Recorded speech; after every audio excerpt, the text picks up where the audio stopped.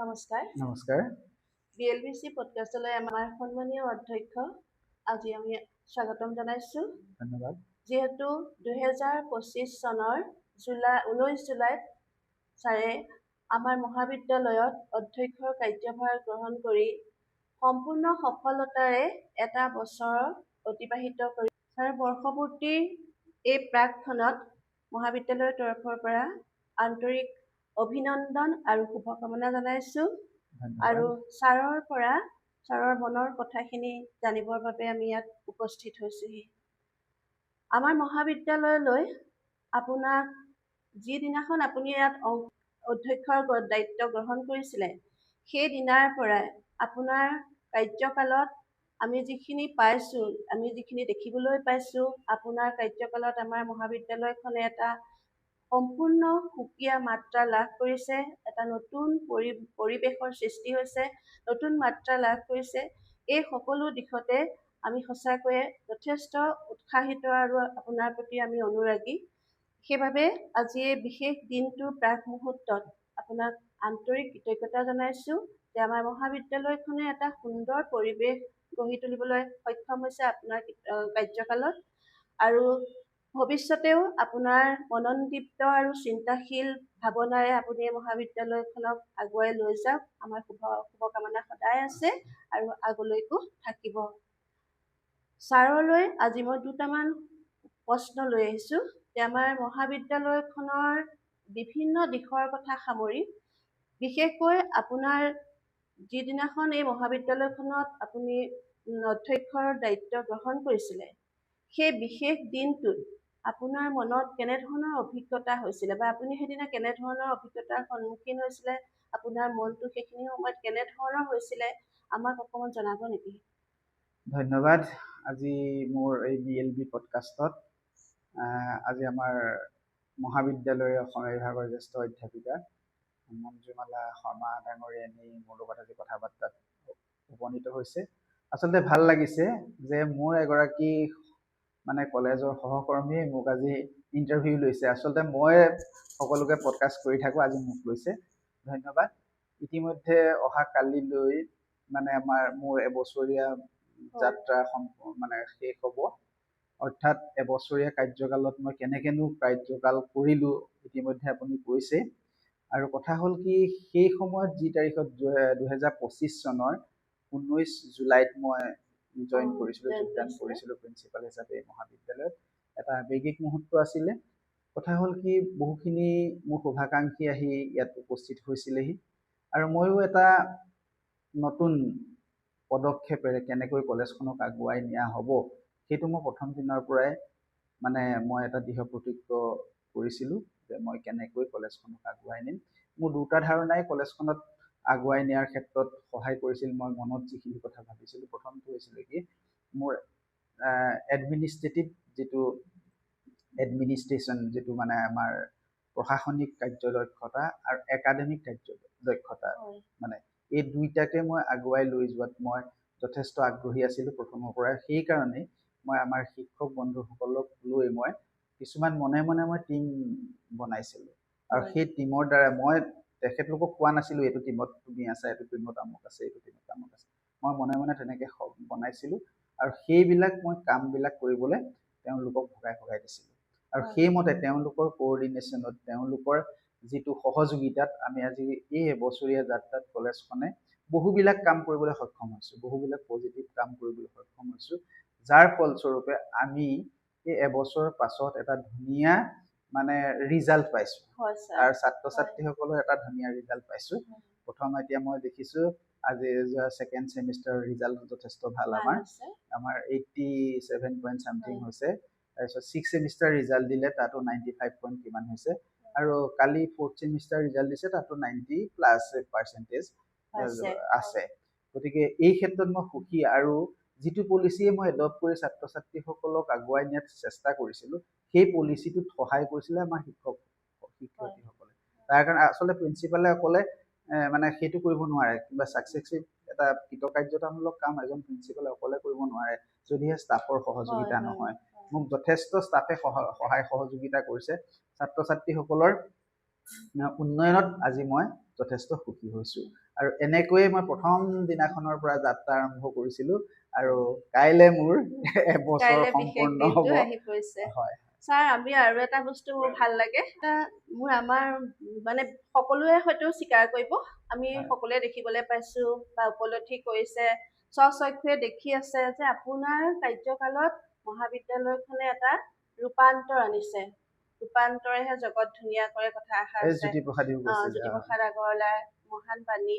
যে আমি দেখা পাইছো যে আমাৰ মহাবিদ্যালয়খনত নতুন নতুন কেইবাটাও কাম হৈছে। আমি এতিয়া পালো আমাৰ সুধাকণ্ঠ প্ৰেক্ষাগৃহ, যিটো আমাৰ মানে অভাৱনীয়, আমি ভাবিবই নোৱাৰো যে তেনেকুৱা এটা মানে অডিটৰিয়াম এটা লৈ ৰূপান্তৰিত হ'ব। আকৌ সেই ধৰণে আপুনি আমাৰ শিক্ষকসকলৰ বহিবৰ কাৰণে এটা মানে কনফাৰেন্স হল ইমান সুন্দৰকৈ কম দিনৰ ভিতৰতে প্ৰস্তুত কৰি উলিয়ালে। আকৌ আৰু দেখিলো আপুনি যিখিনি আমি কল্পনা কৰা নাছিলো, বা কনক্লেভ এখন ৰাষ্ট্ৰীয় পৰ্যায়ে পাতিলে, আকৌ সেইদৰে আপুনি এখন চেমিনাৰ আনিলে, নেশ্যনেল চেমিনাৰ আনিলে। এই সকলোবোৰতে আপোনাৰ কাৰোবাৰ পৰা আপুনি অনুপ্ৰাণিত হৈছে নে কিবা আপুনি কাৰোবাৰ পৰা কিবা দিহা পৰামৰ্শ লয় নেকি, নে নিজস্ব চিন্তা ভাৱনাৰে এই কামখিনি আগবঢ়াই লৈ যায়? আচলতে এই ক্ষেত্ৰত মই ক'ব লাগিব যে মোৰ নিজৰ চিন্তা শক্তিটোক মানে আগুৱাই নিয়াত মোৰ নিজৰ চিন্তা শক্তি আছে। মই একেৰাহে লাগি থাকোঁ কিছুমান কামত, আৰু যেতিয়ালৈকে কামটোত মই জয়ী নহওঁ তেতিয়ালৈকে মোক মানে অশান্তি কৰি থাকে। এটা অন্তৰৰ এটা শক্তিয়ে মোক অশান্তি কৰি থাকে।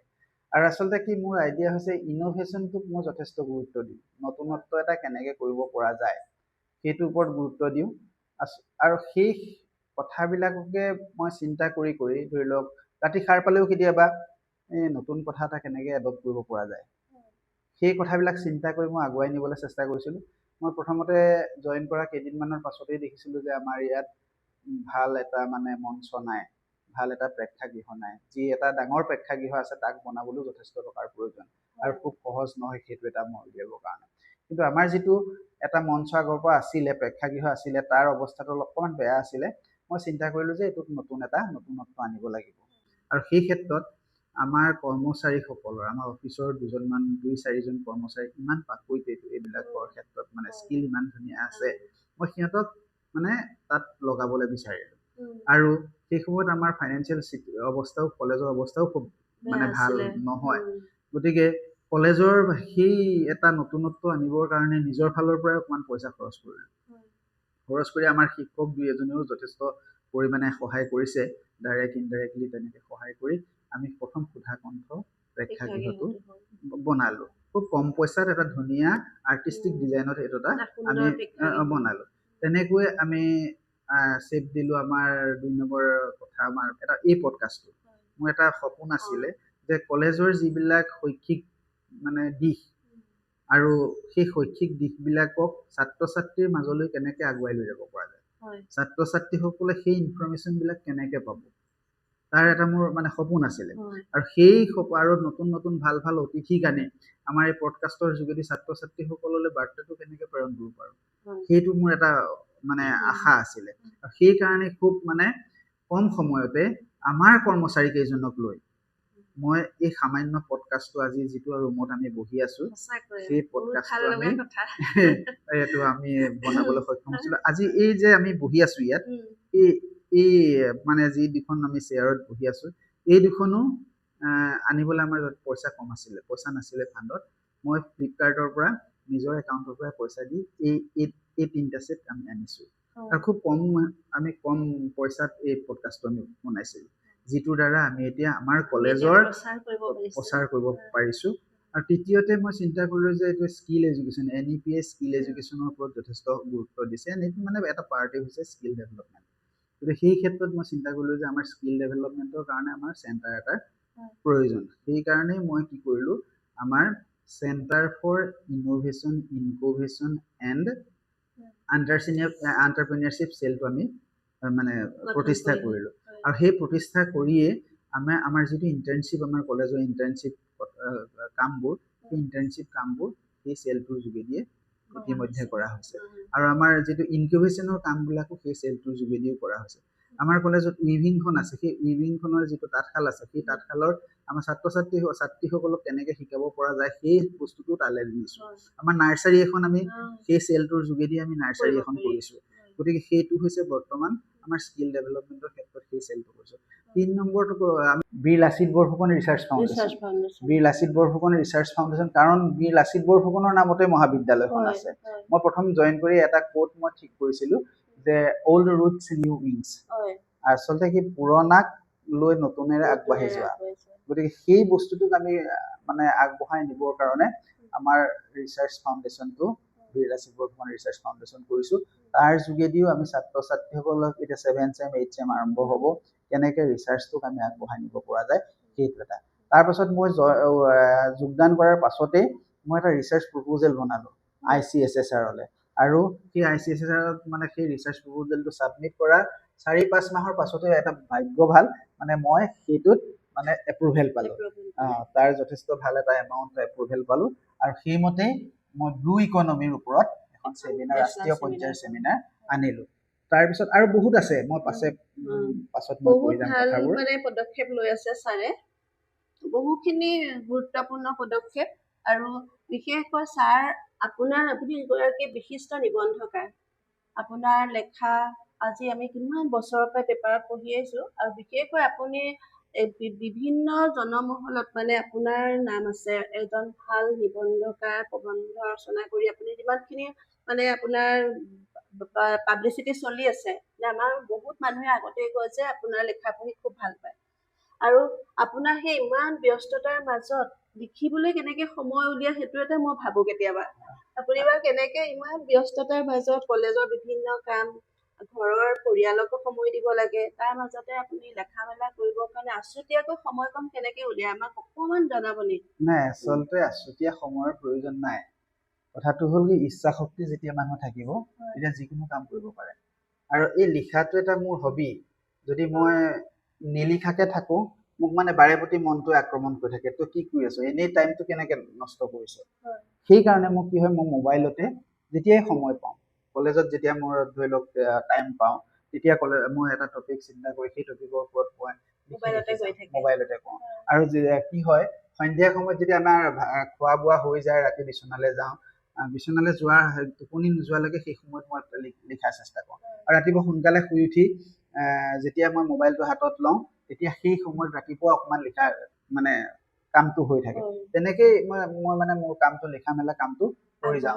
কিন্তু মই কেতিয়াও নিজকে নাভাবোঁ যে মই এজন ভাল নিবন্ধকাৰ, মই তেনেকুৱা ভাল লেখক, সেইটো মই কোনোদিন চিন্তা নকৰোঁ, মই ভবাও নাই সেইটো। আচলতে মই সাধাৰণ মানুহ হিচাপে মই এইখিনি লিখিবলৈ চেষ্টা কৰোঁ। আপুনি নাভাবে, কিন্তু আমাৰ লিখা যিসকলে পঢ়ুৱৈসকলে আপোনাৰ লৈ পেলাই বহুত আশাবাদী, আৰু আপোনাৰ লেখা এটা প্ৰকাশ হোৱাৰ লগে লগে মই মানে বহুতৰ পৰাই শুনিবলৈ পাওঁ, আৰু আমাৰ আনকি মোৰ ৰিলেটিভৰ মানুহেও কয় যে পংকজ হাজৰিকাই বৰ ধুনীয়া লিখে। সেইটো মানে শুনি আছোঁ দেই, আজি বহুত দিনৰ পৰাই শুনি আছোঁ। আৰু এটা কথা, ছাৰে আমাৰ শিক্ষক কৰ্মচাৰীসকলক লৈ সম্পূৰ্ণ সুখী নে? মই এটা কথা, সম্পূৰ্ণ কোনো মানুহে কেতিয়াও সুখী হ'ব নোৱাৰে, কোনো মানুহ মানে 100% পাৰফেক্ট হ'ব নোৱাৰে, সেইটো সঁচা কথা। কিন্তু মই এইটো কথা ঠিক যে 70% মই সুখী, আৰু যিখিনি লোকক লৈ ধৰি লওক মই অসুখী, সেইখিনিও যথেষ্ট পৰিমাণে কেতিয়াবা মোক উপকাৰ কৰে, যথেষ্ট কাম কৰে, আৰু সেইখিনিক মই এটা চেপলৈ লৈ আহিছোঁ। আৰু মই ভাবিছোঁ পৰৱৰ্তী সময়তো সেইসকল আগ্ৰহী মানে আগবাঢ়ি আহিব। মই দেখিছোঁ তেওঁলোকক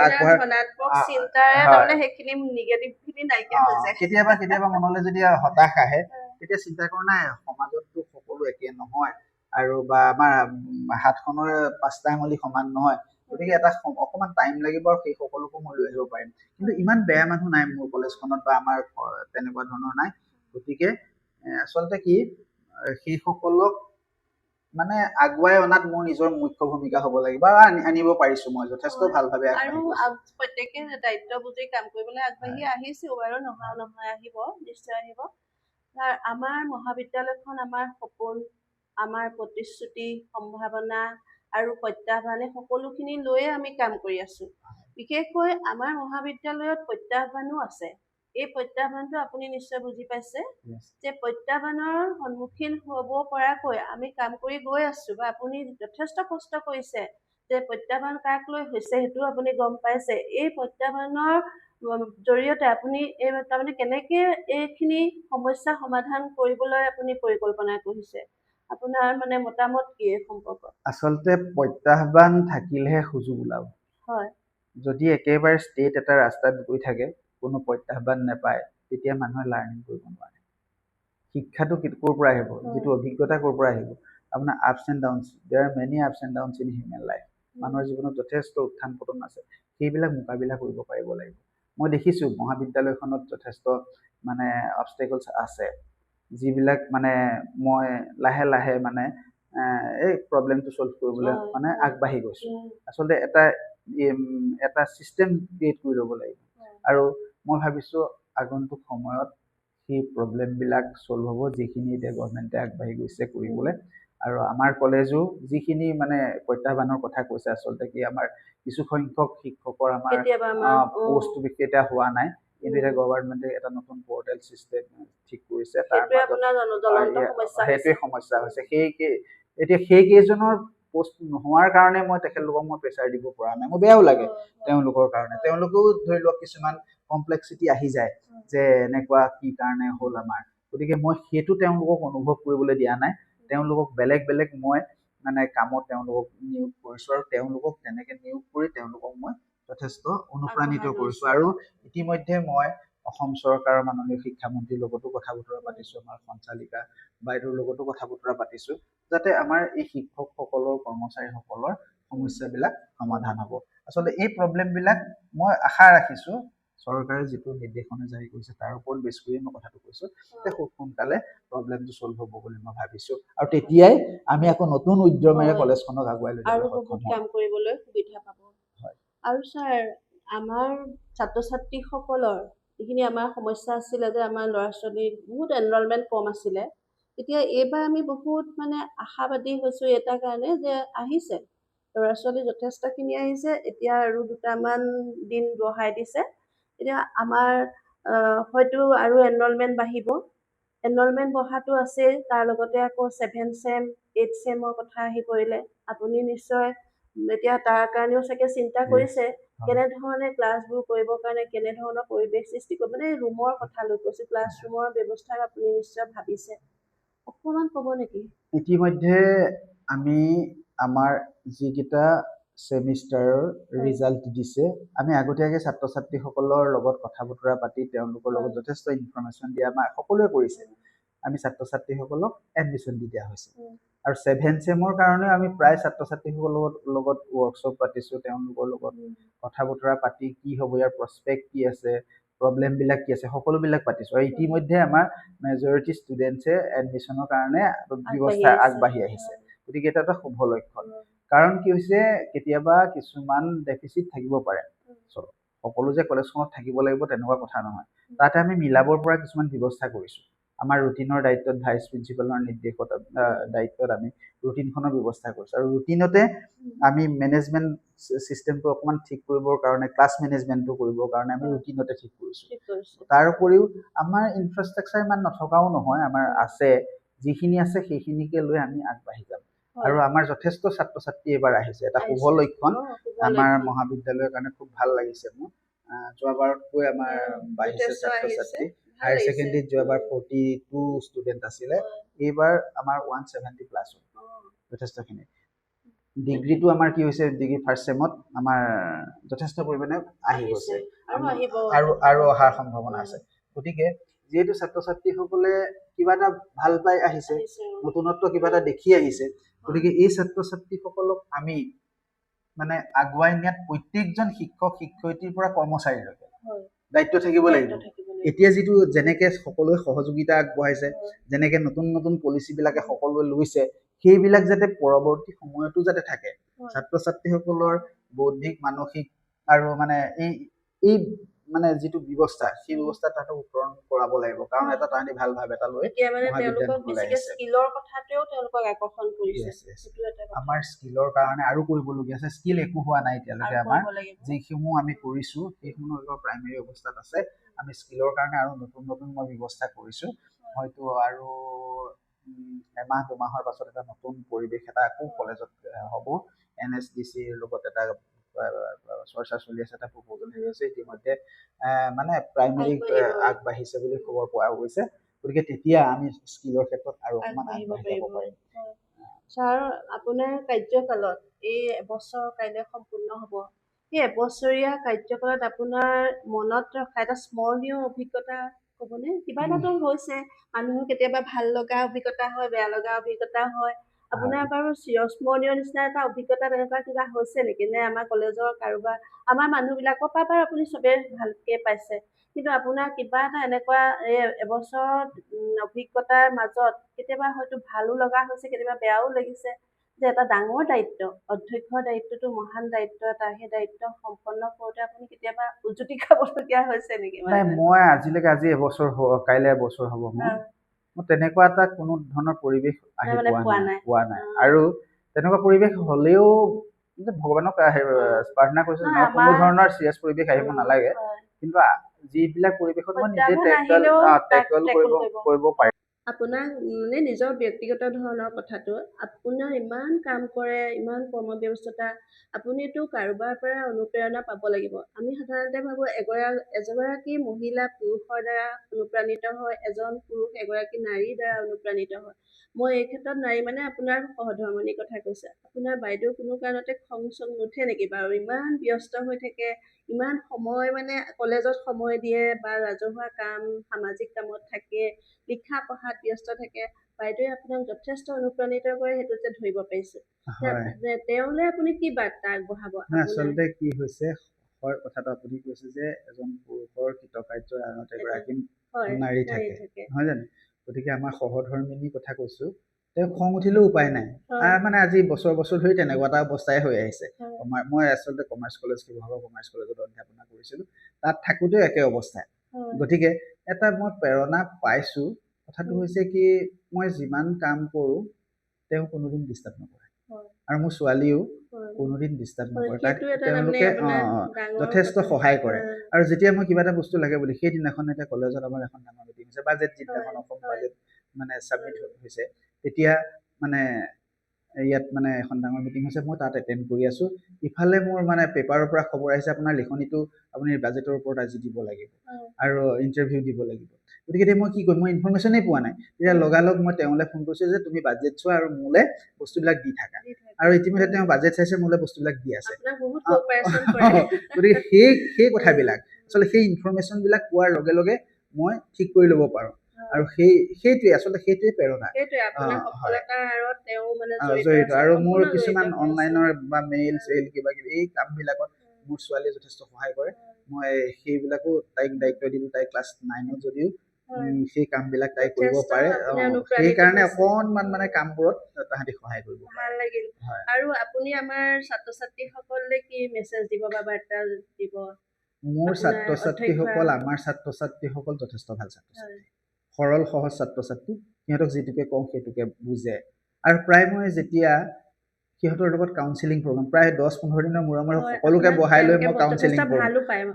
মই কাউন্সিলিং প্ৰগ্ৰাম কৰোঁ। আৰু সিহঁতৰ আচলতে প্ৰব্লেম বিলাক মই বুজিবলৈ চেষ্টা কৰোঁ, প্ৰব্লেম বিলাক এনালাইচিছ কৰোঁ। আৰু প্ৰত্যেককে মই কেতিয়াবা 2-3টা ল'ৰা ছোৱালীক মাতি আনি মই ৰুমত তাহাঁতক সুধো যে কি হৈছে কচোন, ক্লাছবিলাক হৈছে নাই, ক্লাছ কোনোবাই মানে ফাঁকি দিছে নেকি, সেই কথাবিলাকত সিহঁতি যথেষ্ট ভাল পায়। আৰু যেতিয়া ল'ৰা ছোৱালীবিলাকৰ লগত কাউন্সিলিং কৰি থাকিব, ল'ৰা ছোৱালীবিলাকৰ লগত বেছি মানে তাহাঁতৰ প্ৰব্লেম বিলাকৰ লগত যেতিয়া এৱেৰ হৈ থাকিব, যেতিয়া মানে হেৰি হৈ থাকিব, তেতিয়াই আচলতে ছাত্ৰ ছাত্ৰীসকলে ভাল পায়। আৰু মোৰ ভাল লাগিছে, মই মেছেজ দিবলৈ আজি ভাবি আছো যে আমাৰ 6th চেম, 4th চেম, 2nd চেম ইমান ধুনীয়া ৰিজাল্ট কৰিছে, সিহঁতক মই গ্ৰুপত মেছেজ দিবলৈ বাকী আছে।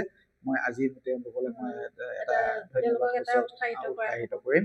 আৰু আগন্তুক দিনতো মই এতিয়া যি পলিচি লৈছো ছাত্ৰ ছাত্ৰীসকলৰ উত্তৰণৰ কাৰণে, আগন্তুক সময়তো মই তেওঁলোকক ছাত্ৰ ছাত্ৰীসকলক মানে আগবঢ়াই নিয়াৰ সেই একে ব্যৱস্থাৰে মই আগুৱাই যাম।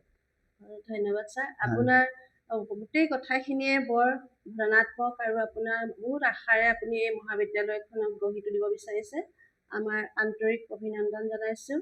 আৰু আপোনাৰ অনাগত দিনবোৰ মনন্দীপ্ত হওক, আপোনাৰ চিন্তা ভাৱনাই উজ্জ্বল চিন্তাৰে এই মহাবিদ্যালয়খনক জ্বলাই তোলক, অসমৰ এখন বিখ্যাত মহাবিদ্যালয়লৈ ৰূপান্তৰিত হওক, আমি আশাবাদী। আমি সদায় সহযোগ আগবঢ়াম। আপুনি আপোনাৰ কৰ্মজীৱনত আপুনি যিখিনি মানে অসুবিধা পাইছে বা কিবা খেলি মেলি পায়, তেতিয়াও আমাৰ লগত আপুনি কোঅপাৰেশ্যন কৰিব। আমি সদায় আপোনাৰ লগত আছো। আৰু আপোনাৰ বিশেষ দিনটো কাইলৈৰ দিনটোৰ কাৰণে আজিয়ে মই আপোনাৰ মোৰ ফালৰ পৰা আন্তৰিক অভিনন্দন জনাইছোঁ, অজস্ৰ শুভকামনা জনাইছোঁ। অনাগত দিনবোৰ আপুনি ভালদৰে আগবঢ়াই লৈ যাওক। ধন্যবাদ ছাৰ। ধন্যবাদ। তথাপিও মই এটা আমাৰ শিক্ষক কৰ্মচাৰীসকললৈ আবেদন জনাব বিচাৰিছোঁ, কাৰণ এই এটা বছৰ খুব ক্ষীপ্ৰ গতিত পাৰ হৈ গ'ল। মই ভাবিব নোৱাৰাকে পাৰ হৈ গ'ল, কিমান সোনকালে পাৰ হৈ গ'ল। কিন্তু আগন্তুক বৰ্ষত আমি নতুন নতুন কাম যাতে হাতত লৈ আগুৱাই লৈ যাব পাৰোঁ, আৰু নতুন কাম কিছুমান আমি এড কৰিব পাৰোঁ।